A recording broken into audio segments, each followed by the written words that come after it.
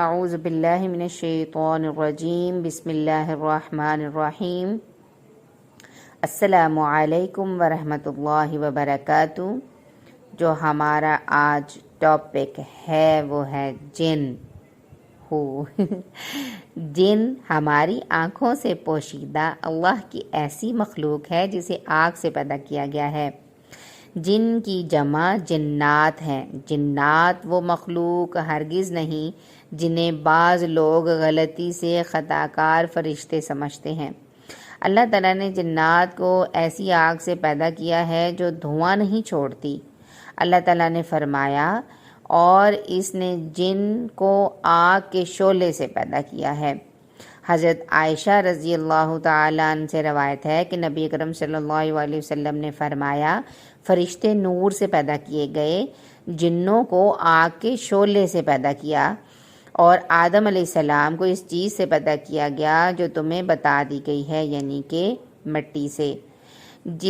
جس پہلے جن نے اللہ تعالیٰ کی نافرمانی کی اس کا نام ابلیس تھا۔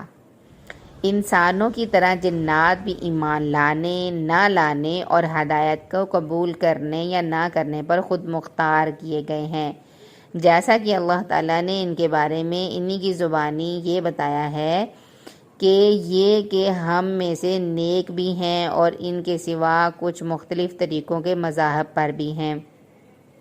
جنات میں سے ایک گروہ قرآن مجید کی تلاوت سن کر ایمان لے آیا۔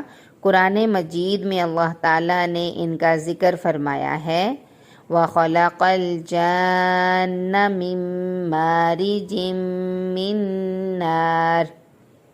اچھا، اور پھر یاد کیجئے کہ جب ہم نے جنوں کی ایک جماعت کو آپ کی طرف متوجہ کیا کہ وہ قرآن سنیں، پھر وہ جب اس کی تلاوت سننے کے لیے حاضر ہوئے تو پھر انہوں نے ایک دوسرے سے کہا خاموش رہو۔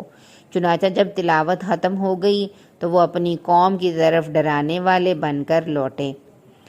جن انسانوں کی طرح کھاتے پیتے ہیں، شادیاں کرتے ہیں، ان کے بچے پیدا ہوتے ہیں، وہ مختلف شکلیں بدلنے اور بعض ایسے حیرت انگیز کام بھی کر سکتے ہیں جو انسانوں کے بس سے باہر ہے، مگر قرآن نے واضح کہا ہے کہ وہ غیب دان نہیں ہیں۔ جنات چونکہ بااختیار اور آزاد مرضی رکھنے والے ہیں، اس لیے انہیں بھی اللہ تعالیٰ کے سامنے جواب دہ ہونا پڑے گا۔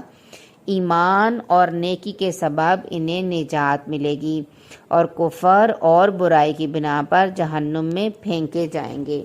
تو پیارے بچوں، آج ہمیں جنات کے بارے میں مکمل طور پر آگاہی ہو گئی ہے۔